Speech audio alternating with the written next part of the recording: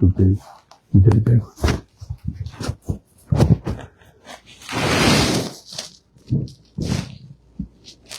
गुरु महाराज की दया और मेहर से इस वर्ष का साकेत महायज्ञ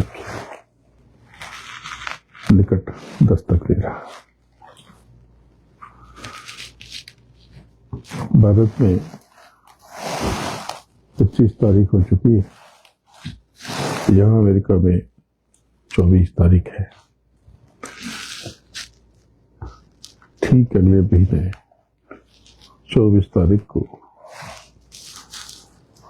अग्निमंथन और शक्तियों के आवाहन के साथ सत्य कलवानी का यह महायज्ञ आरंभ हो जाएगा। सचित महायज्ञ कोई एक यज्ञ नहीं है, इसमें अनेक प्रकार के यज्ञों का समावेश है और इस तरह के यज्ञ कलयुग में नहीं होते।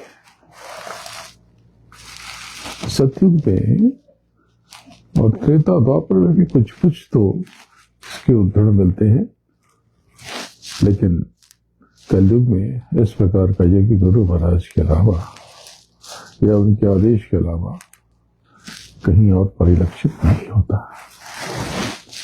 यज्ञ क्या है? कोई अनुष्ठान? अनुष्ठान से क्या आशय है आपका? आप कहते कि अनुष्ठान चल रहा। अनुष्ठान यानी संकल्प। अनुष्ठान यानी किसी एक लक्ष्य की तरफ नियमित एक उपक्रम।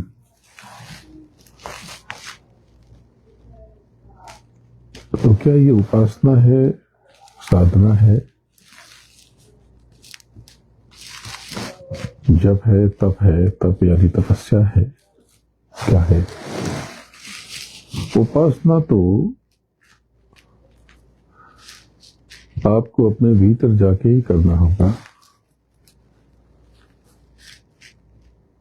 और पूजन यानी सूरत से सूरत का सिमरन। हाँ, ये जप इसके लिए जो नियमित जाप किए जाते हैं, यानी बाहरी व्यवस्था को ठीक रखने के लिए जो मुख्य संकेतक दिए जाते हैं, वॉइस कमांड, वह तो है। लेकिन तपस्या जरूर है। तपस्या यानी तप यानी श्रम। आप सब इसमें तप करते हैं, मैं भी आपके साथ तपता हूं। अग्नि में हम सब तपते हैं, तप करते हैं, तपस्या करते हैं, श्रम करते हैं।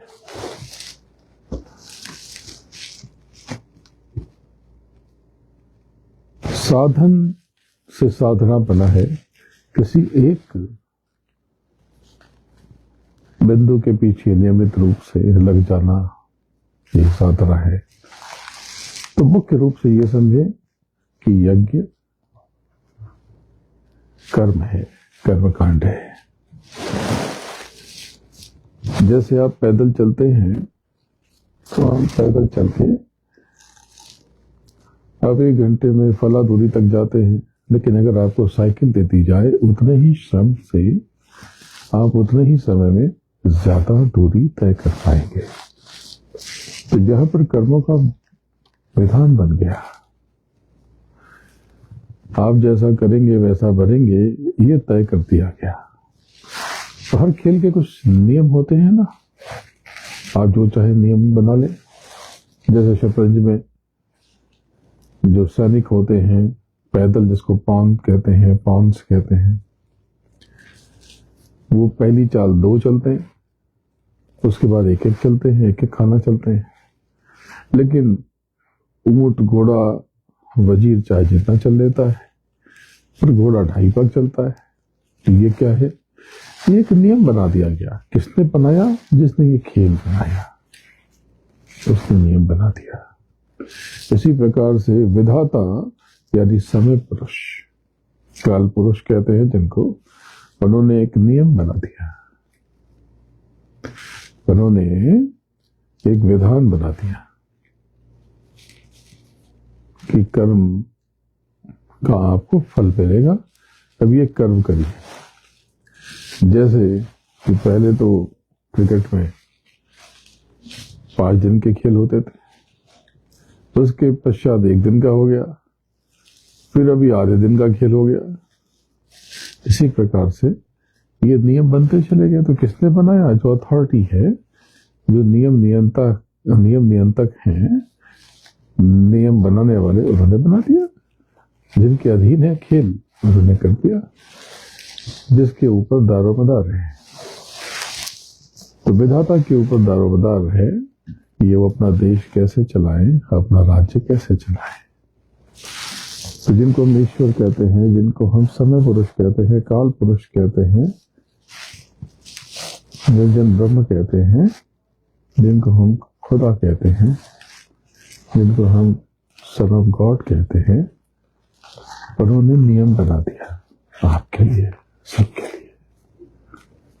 अब उस नियम में आप सब बन गए और अनजाने में आपने कुछ उल्टे पुल्टे कर्म कर दिए।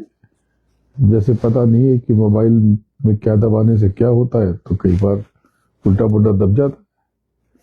कई बार लोग कहते हैं आपने फोन किया था, आप कहते नहीं हमने किया ही नहीं था। बोले नहीं, घंटी तो आई थी। बोले हमको पता नहीं है, फिर दब गया कहीं से, तो मुझे जानकारी नहीं है, मैंने फोन नहीं लगाया।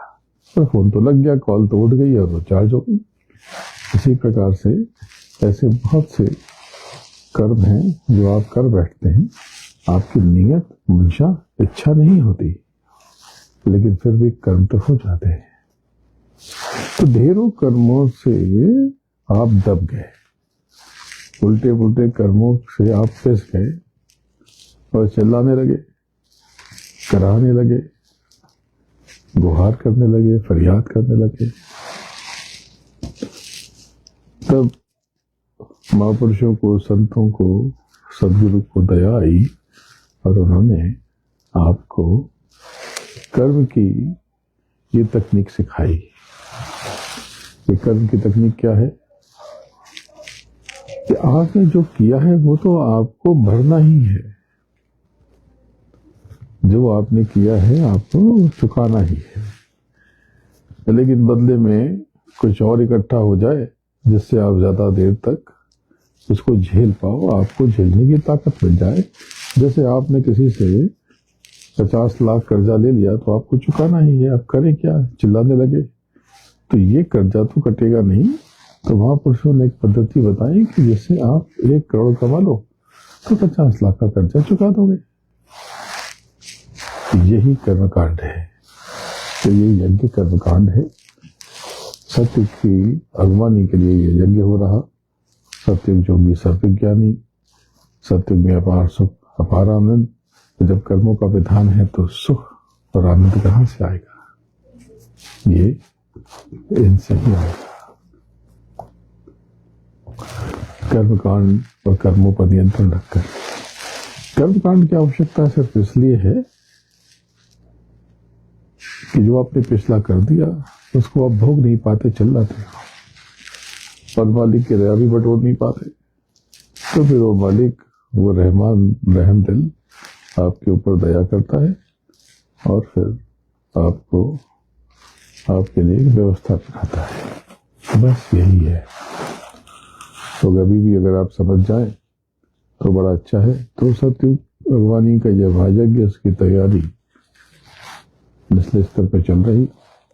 आपके कर्मों की आहुति बसावर संगत को प्राप्त तो हुई है, लेकिन अप्राप्य है, बहुत कम है। कोई बात नहीं, आपकी जो इच्छा, जो संकल्प, ये यज्ञ आपके देने से तो नहीं हो रहा, आपका खाता खुल जाए, बस इसलिए सारा प्रयास, सारी कोशिशें हैं।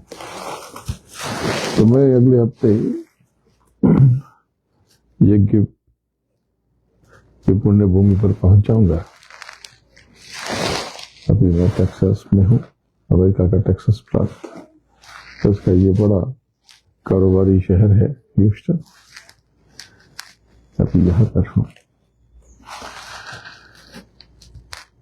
परेशान मत होना, मालिक की दया आपके ऊपर हमेशा है। कुछ अप्रिय घटनाएं हो रही हैं और होंगी। नित्य आपको नए नए तनाव दरपेश आएंगे, और उसके बाद भी आप टूटना मत, क्योंकि आपके ऊपर दया बहुत है। आप और लोगों से जब तुलना करोगे तो स्वयं को बहुत बेहतर पाओगे। कुछ प्रेमियों को बहुत अप्रिय और बहुत दुख की स्थिति का सामना करना पड़ा, और आगे भी करना पड़ेगा कुछ लोगों को। तो विचलित मत होना। अगर आपके जीवन में कुछ भी विपरीत आ रहा, ये सब कर्मों से कर। गुरु महाराज, सदगुरु की दया, मेहर और उसका मलहम आपके साथ है, हर क्षण है। आप जितने दर्द में होते हो उससे ज्यादा दर्द सदगुरु को होता है। आपको पता नहीं है, आप जानते नहीं हो, पर जो कर्म आपसे हो रहे उसका भुगतान कौन करेगा? तो ये ठीक है कि आपके पैर के नीचे जब कांटा आता है तो सदगुरु अपना हाथ रख देता है, लेकिन आपके भीतर वो समर्पण होना चाहिए।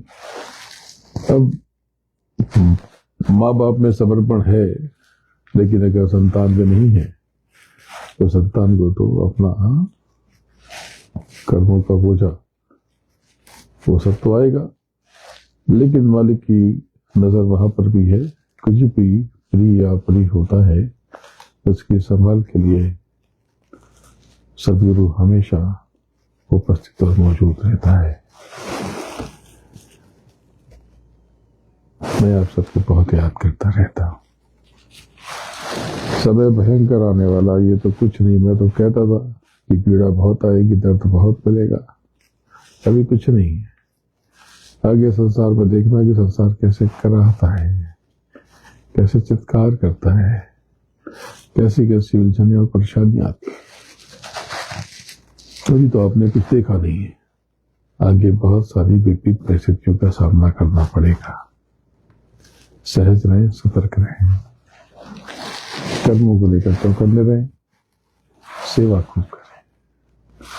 अगर आप उत्तम जीवन चाहते हो, सुंदर जीवन चाहते हो, समृद्ध जीवन चाहते हो, भौतिक रूप से अच्छा जीवन चाहते हो, सेवा करना होगा। इसकी कोई जरूरत नहीं है, लेकिन अगर आप बेहतर चाहते हो तो उसके लिए जरूरत है। आप सबसे बहुत प्रेम करता हूं, बहुत याद करता हूं। अगले हफ्ते मुंबई पहुंच जाऊंगा, बीच में भी आपसे बात होगी, मुलाकात होगी। प्रणाम। जय गुरुदेव, जय जय गुरुदेव।